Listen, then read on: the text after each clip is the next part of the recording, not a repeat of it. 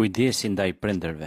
Bismillahirrahmanirrahim. Dhe ne frymëzuam nënën e Musait duke i thënë jepi gjia ti, por kur të friksohesh për të atëherë hidhe në lumë dhe mos ki frikë dhe as mos u pikëllo, sigurisht që ne do ta sjellim atë përsëri tek ti dhe do ta bëjmë atë prej të dërguarve tanë. Surja Kasas ajeti 7. Allahu i Madhërisëm përmes këtij citati kuranor njofton se e ka inspiruar nënën e Musait duke treguar një shenjë se ky fëmijë do të jetë një person i rëndësishëm dhe praktikisht pejgamber. Prandaj pavarësisht rrethanave, Allahu i Madhërisëm do të krijojë kushtet që situata të jetë në favor të nënës së Musait dhe të vet Musait alayhis salam. Nëna Musait e ushqente djalin e saj me qumsht gjiri dhe pastaj e vendoste në një ark të cilën e lëshonte në lumin Nil dhe e lidhte. Mirë po një ditë ajo kishte harruar ta lidhte arkën, kështu që lumi e barti dhe çoi deri te pallati mbretëror. Ku familja e faraonit e gjeti dhe e mori Musain duke vendosur në familjen e tyre, kur nëna Musait shkoi te lumi për ta marrë djalin e saj për ta ushqyer nuk e gjeti dhe natyrisht u pikëllua dhe kaploi shqetësimi. Këtë gjendje Allahu e përshkruan Kur'anin famlar duke thënë: Kjo pjesë nga ky citat është thelbi i kësaj